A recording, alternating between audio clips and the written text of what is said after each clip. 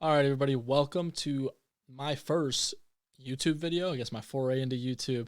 This is going to be just our Wednesday film study. I'm going to try to do this every week. I promise you guys I will do my best, but I can't promise it every week. I'm not very fluid in film editing. This is really just going to be my clips back to back to back, plus a couple extra that I throw in that I usually don't put on Twitter. So this is my first foray into it.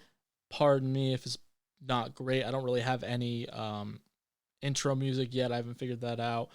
But I want to thank you guys for watching. Enjoy. Make sure you like and subscribe. I guess that's what they say on YouTube. Same thing as Twitter, I guess.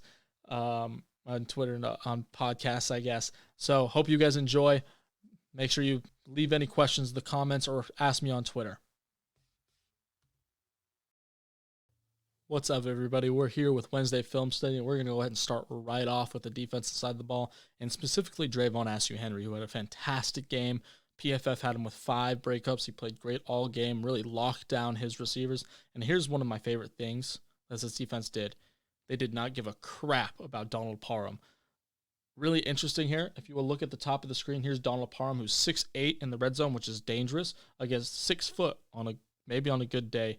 Vaughn Henry, and there's no safety help. They're just locked up. I believe, as you'll see, he'll get a little bit of help from the safety on the inside, but he's basically one-on-one right now. So we're just going to go ahead and watch him. He gets an inside release. Goes there. Fantastic job playing the ball. You can see the frustration right after that. He probably should have intercepted that. But Jim Herman did not care that Donald Parham was out there. He trusted his defensive backs to play great man-to-man coverage. And Vaughn Henry did just that, locking up a 6'8" Donald Parham and creating a play that should have been an interception, but it was a great play nonetheless. So Vaughn Henry had a fantastic game all game. We're just going to run that back one more time. Fantastic game. Could have probably ended up with a pick here, didn't, but still made a play on the ball that prevented a touchdown and forced a field goal. All right, so offensively, we were pretty good all day, but one of the things that we kind of struggled with was handling outside pressure and just being great against these defensive tackles. They had 2 very talented defensive tackles in Dallas. I believe one of them is Frank Alexander. I can't remember the number of 99, but he did very well all game. Here's Jarron Jones, kind of struggling with his pass. He doesn't really get any depth, and he kind of just sticks his hands out and gets beat. So we're going to go ahead and play this real quick. I want you to watch right up at the top of the screen. Just sticks his hands out. And this is a great swipe move by him, first of all. Fantastic swipe move. But if he go ahead and just strikes with like one hand maybe, and then gets the second hand on, he doesn't lose both his hands when he just kind of sticks his hands out. I don't know everything about O-line play. I'm kind of applying what I know about defensive back play to the offensive line because I feel like they're a little bit similar. Not exactly, of course, but I feel like there are some similarities in there. But I want you to watch. He lunges, puts both hands out, gets beat there. If he just uses one hand to strike and then gets his other hand on, maybe that doesn't happen. He can still restrike, and he never restrikes as well. He gets beat, doesn't move his feet get stuck in the mud. So he gets beat, creates a quick pressure here. That means Luiz Perez has to just get rid of the ball really fast. He does a great job surviving this and getting rid of the ball and creating a 0 loss, kind of a 0-sum play. But overall, Jarron Jones really struggled on that play, and it shows kind of what he just needs to refine his technique. He's got the physical tools. He just needs to make sure he refines his technique, and once he does, he can be a really good offensive tackle. So as you guys know, one of my favorite players on the team is Tejada, the cornerback out of TCU, number 24. He's so great at what he does in coverage, but sometimes he does struggle with more physical receivers and getting off of blocks and handling blocks. Here's a great example of him doing it very well. So we're going to watch right here Tejada at the top of the screen. He's going to be in the slot, kind of up closer. The Dallas Renegades are going to run a screen pass to, I believe, the inside receiver right here, and Flint Nagel's going to come and try to push him outside. I just want to watch how he takes this on. Takes it on up front, pushes him back a couple yards, and then straightens him out so that that wide receiver has nowhere to cut to. So you see how he kind of straightens him out, acts like he's going to go inside, but stays locked in and doesn't guess, allowing time for the rest of his teammates to come up and get to him. So as you see, he does a great job of staying steady, fighting off that block, and staying there, making sure that wide receiver, I believe it's Jeff Badette, stays indecisive and doesn't know where to go, allowing for the rest of the team to get there and make a play. So while he doesn't show up in the stat sheet for this play, he's the one that made this happen for the rest of the team, allowing them to all get there and make this a minimal gain. drops were a problem for the Guardians. I believe they had 6 total, maybe 7. I'd have to double check my charting, but I believe it was 6 total drops this past weekend against Dallas, and it's been really kind of a problem, especially these last 2 games with 9 total drops over the last 2 games. So here's an example of one. Can't tell you what's going on. I think it's just kind of a focus thing. But here's a great throw by Perez that ends up being a drop. So as we see here, we have Perez in the shotgun. Joe Horn's going to run an out. He's here in the pocket. There's pressure right in his face all over him. He puts the ball in the air. It's a fantastic throw right on the sideline, right to where Joe Horn would be. This is an accurate deep throw for me because it was over 20 yards, and it's just dropped. So I know it's not a great view. I don't believe we get a replay of this. Let me just double check here. Nope, it's just him walking back because there was an injury that kind of limited the replayability there. But as you can see, that ball is somewhere that he can catch it. It's going to end up landing right about here. He can catch that and get a foot down. Should have been a catch. Really bad. Joe Horn did not have a great day. I don't expect them to give up on him at all. He's a talented wide receiver with a lot of athletic ability and a pretty good route runner, but he just got to work on those hands and make sure he catches that pass, and the other one he dropped later in the game as well. All right, so in this clip, I'm just going to talk about some simple things that this defense does that can confuse a quarterback, and also just a quick look at Vaughn Walker, who was really good rushing the passer on whenever this game happened, Dallas, when they beat Dallas. Can't remember the exact day. I think it was Sunday. Oh, no, for sure. Sorry, guys. We're going to hit play, though. And I just want to talk about the little thing. First off is all the movement this defense does. They're constantly moving, keeping the quarterback from ascertaining exactly what they're doing, exactly what they're running.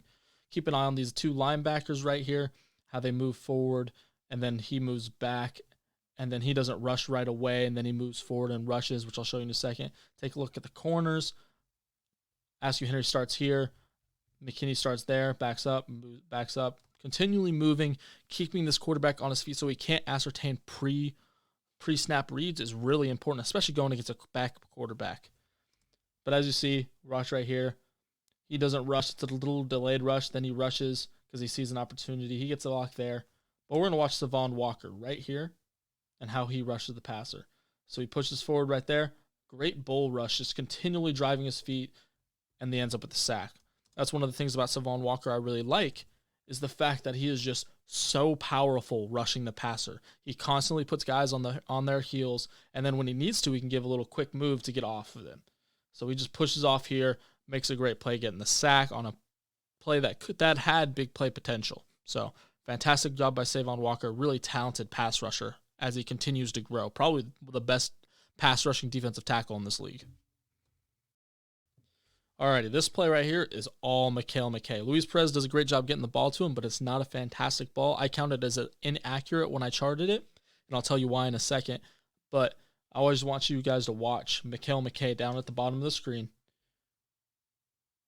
Looks like press coverage, quick outside release, ball, fantastic contested catch. That's what McHale McKay really thrives with. It's his top skill. He needs to work on the rest of his game to kind of bring it up to that level, but a contested catching is his top skill because he's so big, so great body control that allows him to do that. And I believe they show another angle of this right here where I can explain why I said this was inaccurate. So as we see, Luiz Perez puts the ball up. I'll pause it right there. See how he has to twist his body over the defensive back, kind of like this? That's why I deemed it inaccurate. It's too far inside. If he puts this ball, so if you see my cursor, the ball's right here. If he puts this ball on the outside shoulder, it's a much easier catch for McHale McKay, and he might have a little bit more yak potential if he breaks this tackle. But this is a fantastic catch by McHale McKay. I just want to run it back in real time real quick, and we'll look at the highlight as well because it's an amazing catch. Boom. That's exactly why they brought him in, because he can do things like that. And we'll just take a look at this other one, this other view. It's good pass blocking set by the offensive line, and then just this fantastic catch over their quarterback. I believe that's Josh Hawkins. I can't remember his name for sure, but great catch. Let's see if we can get that view again. So as you see, he has to bend inside to make that catch, and that's why I called it inaccurate. All right, Guardians fans, I know this was a controversial play on the day this game happened. I don't know why I haven't looked that up yet, but this was a controversial play when it happened, but honestly, this wasn't a catch. You have to complete control all the way to the ground. I can understand why people would think it was. two hands, caught the ball two hands, but when you're falling to the ground, you have to complete it all the way to the ground. You can't lose the ball with contact with the ground. I know it's weird because fumble rules, if you fall, your elbow hits the ground, even if you're not touched. Even if when you're touched, if you fall to the ground and your elbow hits the ground and the ball comes out, it's a fumble and not like incomplete. It's weird. I don't know. The rule's weird, but this shouldn't have been a catch just by the rules. We're going to go ahead and hit play here. We're watching Teo Redding on top side. This is a great throw by Luiz Perez, by the way. So good release. Great throw over the shoulder. Perfect spot. First things first, he needs to catch this right away on the first time. He bobbles it, manages to get both feet down anyways. He has really good body control in that way, and he has an understanding of where his body's at on this play. But once he hits the ground, he fumbles, he loses the control, comes out, it's a complete pass. Do I think they should have reviewed it? Yes, absolutely. They didn't, though. Here's a better view. So as we see, great ball placement, first of all. That's just perfect. That's exactly what you want to put as a quarterback. Luiz Perez had a fantastic game this past weekend. In my eyes, there was the one mistake, actually maybe two, but I don't get in the one. There was one missed read that he could have had a really big play on. But here he just makes a fantastic throw. This was a TD-worthy play. Gets 1 foot down, bobbles it a little bit, still gets the other foot down, and then as he falls, it just comes out and it becomes incomplete. So boom, control there. And then as soon as he hits it, once that ball comes out, it's an incomplete pass. It's got to be a catch from Teo Redding. That's something he has to be able to do. It's something he did during camp, and I fully expect him to finally get the hang of it. He's going to get one of these touchdowns one of these times, but it's nice to see him get more reps. So at this point in the game, the Guardians had already lost John Kling to an injury that I don't know much about at this point, but I'm hoping it's not too serious. I think it probably will be a little bit, though. But anyways, right now, Brent Weis, I'm probably saying his name wrong. Really sorry, dude. I've been really bad with names this entire season. Really sorry, but Brent Weis is in at right tackle, and he gets beat by a quick outside move here. He gets out of his stance a little bit slow, as we will see in just a second when I hit play. So as you see, I believe that's Frank Alexander on the outside, really talented guy, played for the Panthers for a couple of years, managed to get a lot of playing time there. But he gets off the snap. He's a little slow out of his stance. See. It's a little slow out of the stance, gets beat outside. Luiz Perez does a fantastic job getting out of that, but then ends up getting unintentional grounding. We were forced to a field goal. But just talking about this, Brent Weis just needs to get out of his stance a little bit faster, get a little more depth on his first step, because as you see, he kind of stays in place almost with that first step. His foot's on the line here, and his first step is only like half a foot back. So if he gets that first step, maybe to go a little bit deeper, he can get a little bit more even with him as a pass rusher. That's a flexibility thing. I know I probably couldn't do it. Just to be very clear, I'm not an offensive line expert like I've said in a past video. But I'm just throwing it out there that if he gets a little bit deeper on that first step, gets a hand on him early, that hand kind of chickens out. If he gets a hand out early and gets it on him to disrupt his move a little bit, maybe he doesn't get beat so quickly to the outside as well. We could have gotten a chip from Darius Victor here. I think that would have been really useful as well, just because it would have slowed Frank Alexander down and he would have been able to make a play. So our pass rush was not great again this weekend. They did a good job of capitalizing on opportunities, but overall they sometimes did struggle to get a little bit of pressure on the quarterback, on Philip Nelson, but that's mainly because they run a really quick passing game. But here I just want to talk about the pass rush move by, let's see who it is, Jarrell. Yeah, just both defensive ends here. Not a huge fan of what they did. So what they did is they just let themselves get pushed upfield. As you can see, they both ended up 6 yards behind 4 or 5 yards behind the quarterback.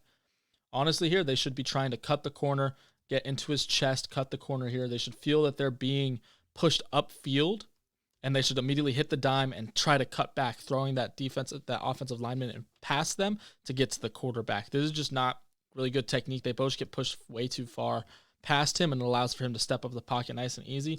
But it's a great thing we have great defensive tackles, because right here, I'm trying to see what the number is on it. I could not get a good look on who the pass rusher is here. It looks to be 93, maybe, TJ Barnes. That looks to be the body type, but he does a great job with the power, the bull rush, and then a quick little swim move there to get there, and then a fantastic tackle by Ben Heaney to limit this play and cause a 3rd and short. I believe they end up picking it up, but it makes them have to use that extra play, a little bit extra clock. So as the people who follow me on Twitter and listen to this podcast, I've been very vocal about getting Justin Stockton more and more involved because of how quick and decisive he is as a runner. Here's a great example of that on this play where he went, especially this drive where he went on like 3 or 4 consecutive runs and ended up with like 40 total yards on those runs. And then they kind of just stopped using him. I don't know why. It's a game plan thing probably, but I just want to highlight this and show why what makes him so good as a runner. So as we see here, we got Justin Stockton in the backfield and shotgun where it looks like he prefers to line up. It's where he's most comfortable. You get him kind of in a zone scheme. We get a great down block by Jake Powell here, Joe Powell.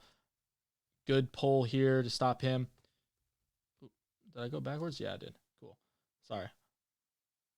Then we get a great down block, great pull. He sees that hole right here. It's pretty open, so it's not like this is a difficult cut. Cuts up, makes another jump cut here, ends up with the first down.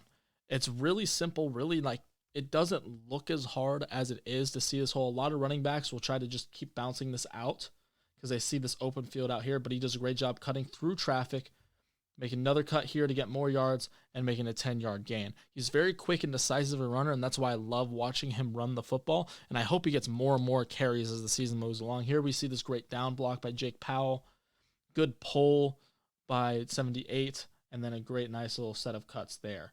So really good overall by Justin Stockton. Hope he gets the ball more and more as the season progresses. All right, so rather than showing you the entire play from start to beginning, I'm just going to show you where there's miscommunication between AJ Hendy and I believe the outside corner happened on this big 4th down conversion by Donald Parham. It's really his only big gain of the day. We did a good job of kind of locking him up as the game went along. But as you can see here, we got Donald Parham and number 11, which I cannot remember his name right now, are in the slot kind of bunched here. We get a motion here that pounces Drayvon Askew-Henry outside. Now there's a miscommunication here. Drayvon Askew-Henry bounces outside, and he bounces out to cover this guy, and he bounces out to cover the flat. That means this safety, AJ Hendy, is supposed to bounce and cover him rather than the motion guy because everybody bounced over a man as soon as he crossed the tackle. As soon as Lance Dunbar crossed the tackle, every guy in coverage bounced over a guy. And AJ Hendy didn't get this message, so he keeps following Lance Dunbar for a second, as you see here, and loses him. And as soon as he sees not Jamar Summers, I believe it's Drayvon Askew-Henry stay, he bails and tries to make the play. He stops a really big play because he realizes what's going on. But it's a miscommunication between guys, a blown coverage by AJ Hendy because he should know that you're supposed to bounce on those types of motions, and it allows that 4th down conversion, which ends up being a field goal that makes it 6-6. So I believe they'll fix that. They'll address it during film. It's something that happens. Sometimes you just miscommunicate in coverage. There's a lot of communication that goes to that, and sometimes all the words that need to be said are not said. So fully expect that to be fixed. It happens. AJ Hendy made a mistake, but he'll fix it by next week. All right, so we're in the red zone again. This time it's Drayvon Askew-Henry versus Donald Parham again. I don't know why Jim Herman loves this matchup, but he did, and it worked. I don't know why it worked. Usually when I see this, if I'm a quarterback, and this is what Philip Nelson saw too, you'll see a 6-foot corner, maybe 6 foot, against a 6'8" tight end, and immediately I'm thinking, oh, that's a mismatch. They're going to throw it that way. Drayvon Askew-Henry eliminated Donald Parham. If you want to put this guy as an all-pro, which I think he could very well be, probably a second team because he got in a little late right at this point, honorable mention maybe, he's a guy that should make it just based off this game film alone. He is fantastic in this game at outside corner when he traditionally plays safety. That transition is not as easy as you may think, and he does a fantastic job here specifically. We're going to go ahead and watch real quick.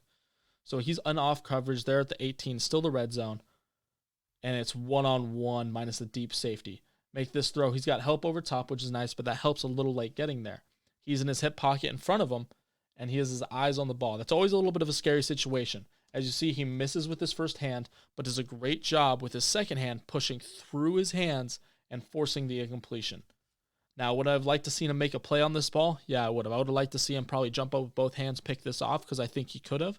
But this is still a fantastic play on a pretty decently placed ball by Philip Nelson. Boom. And we'll get the replay here in just a second.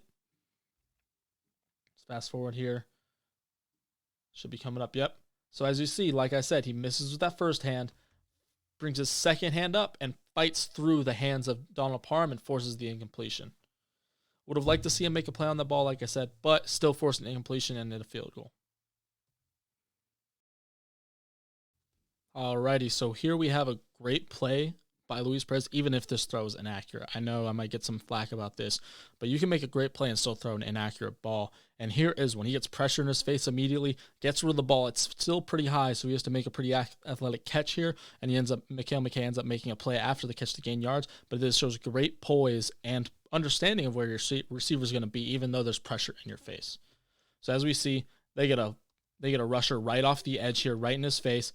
He leans back a little bit, gets rid of it, throws it a little high, and that's partially because of the lean back. When you lean back, your release angle is going to be a little bit off, so he throws a little high. McHale McKay makes a great catch, makes the guy miss here a little bit, and ends up gaining a lot of yards after the catch. So I believe we're going to get a replay here after this.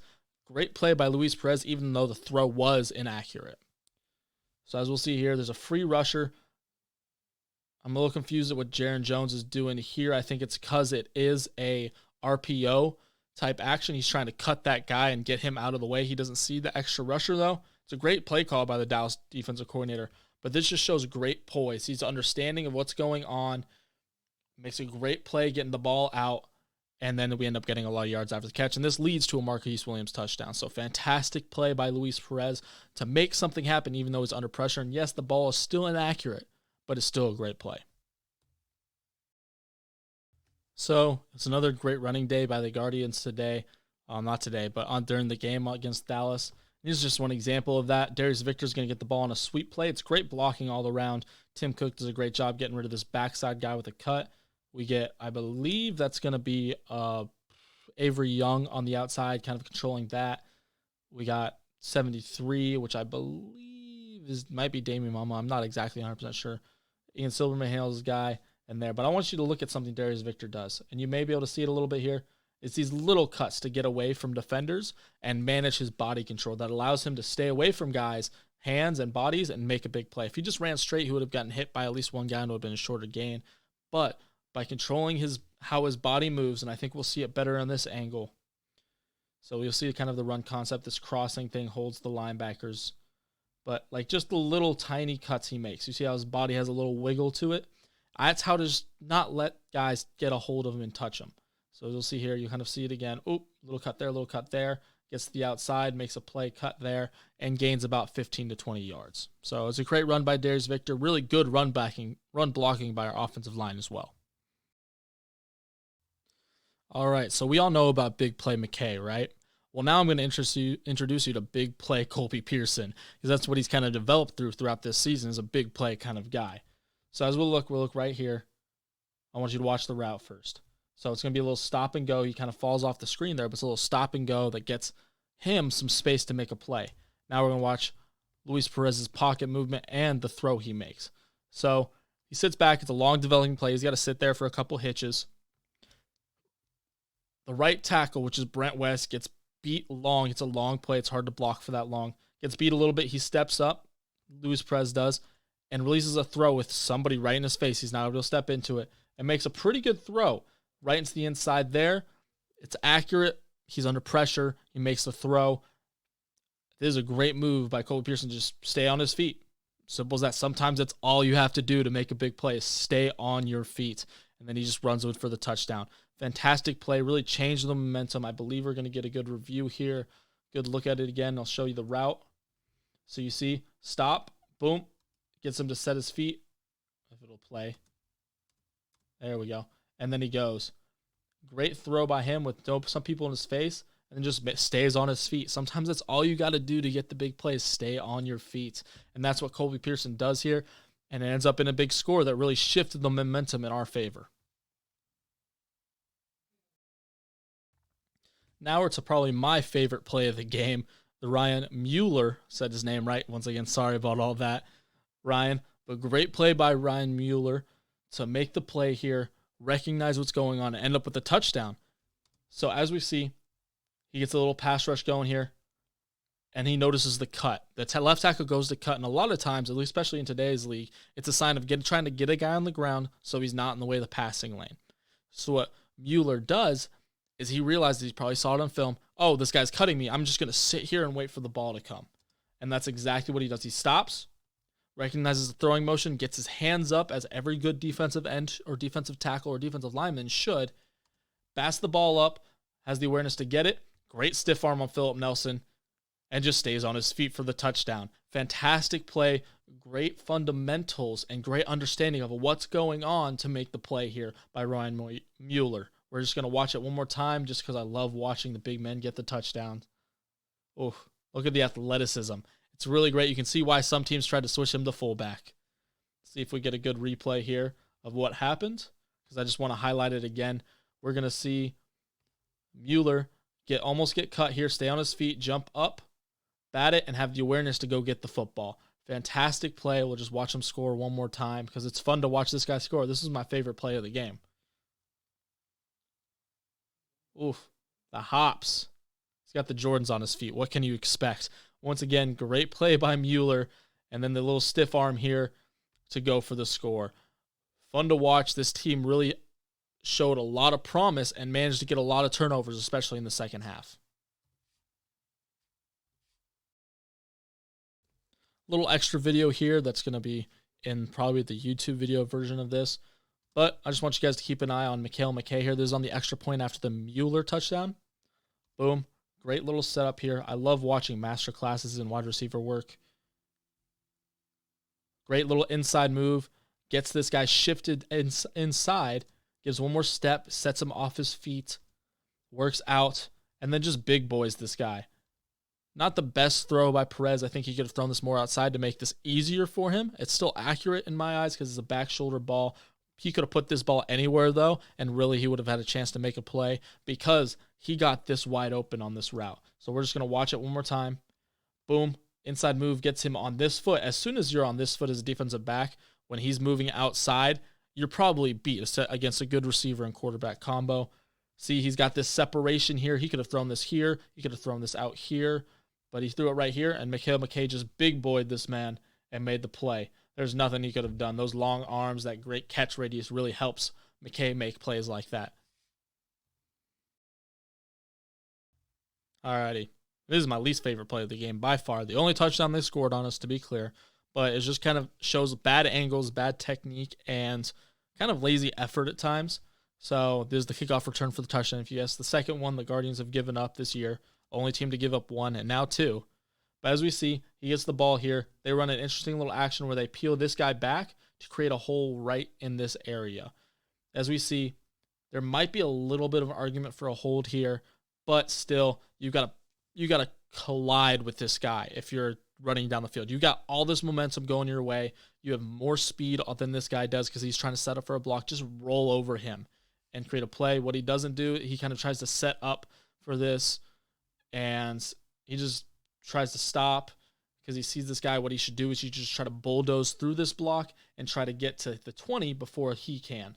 Instead, he gets blocked here, a little held, and then just, you could argue there's a hold there as well. Yeah, that is a hold. Wow, there was a lot of holds on this. Anyways, still, there's some bad angles here. We see him waiting as a safety. We see Bryce Jones waiting as a safety back here. Just, you've got to dive for that. At that point, we got a bad angle here. Doesn't make this tackle. Bryce Jones gets blocked down there, and just bad angles all around, and just kind of bad technique on this. There's a couple holds, to be very fair, but bad technique, bad lane discipline. Don't understand. You got to understand with kick returns, these guys are coming in their lanes, and there's bad lane discipline that allowed this touchdown. Second time it's happened. Hopefully we see some development here. It really killed our momentum. Luckily, we were able to get the ball and kind of just run the football. So that happened. Hopefully it doesn't happen again. They just need to work on that.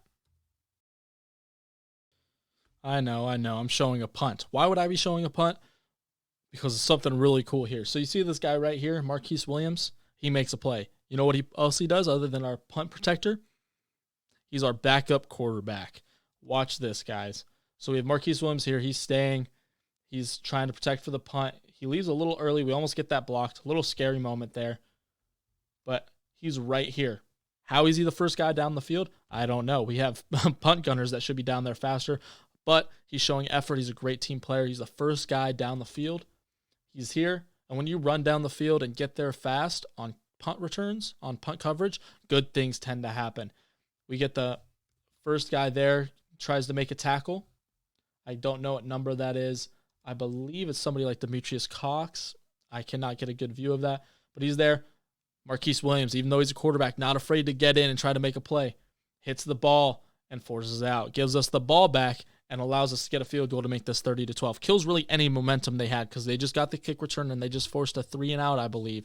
And this really shifted momentum back in our favor. Let's see if we get a good view of him punching this ball out. So it's almost blocked. We're going to see this again. A little bit of a scary moment there. Jazz Ferguson does a good job but here we see missed tackle there. Great play by Marquise Williams, a quarterback, to force that ball out so we can get it back. So I love to see that effort. Marquise Williams, it's one of the reasons why he's one of my favorites, is because he shows that kind of effort, that willing to do what needs to be done to help the team win. And I love that from him, especially even if it's a backup quarterback. All right, so Jarrell Owens did not have the best game this past week, but here's just a highlight of him doing some things that I really like as a pass rusher. So he's going to be right down here at the bottom of the screen, not wearing his signature red. Great inside move here, and the quick spin outside to get pressure and force him to get rid of the ball maybe sooner than he'd like. I know the rest of the line didn't really do a whole lot. It may have taken a little bit long, but that first inside move really gets the O-lineman leaning one way, and then he reacts immediately with that spin move to get outside, whips by him, and gets in his face. Then we get a little bobble there and the big hit by A.J. Hendy to force the ball incomplete. Boom. And it's a great play to force a 2nd and 10. Great pass rush to make him get rid of the ball a little sooner than he wanted, and a great hit by A.J. Hendy to end it all up. Alrighty, so here we have a really good play from the safety spot. I believe this is Andrew Sorrell working down and making this big hit to force the completion. As we see, we're kind of in I believe it's going to be a 1 deep, looks like, kind of cover 3 type look. So as we see, we got guys going out, these guys playing deep. He's working forward because I believe he does not see any threats, because as we see, number 2 goes away, the running back goes away, and both these guys are still going vertical here. So he sees no threats. So he sees number 49, Donald Parham, here working across the middle. And I'm pretty sure he's eyeing that, sees the throwing motion of the quarterback, and beelines down there. Fantastic play. First of all, great pass rush from the inside here. I don't know exactly what number that is, but great move. Oh, it's from the outside. My bad. And that's going to be, I believe, Vaughn Walker on the outside. Looks like a little bigger body. Great power rush move, but fantastic play. Put your head on the ball and make a big hit to force the completion. I like just a quick burst, boom, hit, incomplete pass. Great play by, I believe, let me get a good look at the number here. I believe that's going to be, that looks like it's to 28, probably Wesley Sutton. Great play by him to work down the field and make a big play on that hit. All right, now we're to the end of the first YouTube video of Wednesday Film Study. I mean, it's really been fun. Hopefully, I can get this out to you guys on time. I may not come out Wednesday just because I got to do recording as well. So we'll definitely see. This may end up being a come out on Friday thing, a couple of days after when I get a little extra time on Fridays. But right now, I'm doing my best to get this out on Wednesday. I don't have classes. My two night classes were canceled thanks to some foreseen circumstances, I guess. But I want to thank you guys for watching. Make sure you like and subscribe. Leave a comment if you have any questions or there's anything you want me to highlight next week. And then make sure you follow me on Twitter at @TGP_podcast. My personal Twitter is at @the_sideline10. And then you can also just go ahead and listen to the podcast, The Guard Post, on Apple Podcasts, Spotify, and a couple other podcast casters. I want to thank you guys for listening. Hope you guys enjoyed it. Have a good night. Make sure you guys like and subscribe.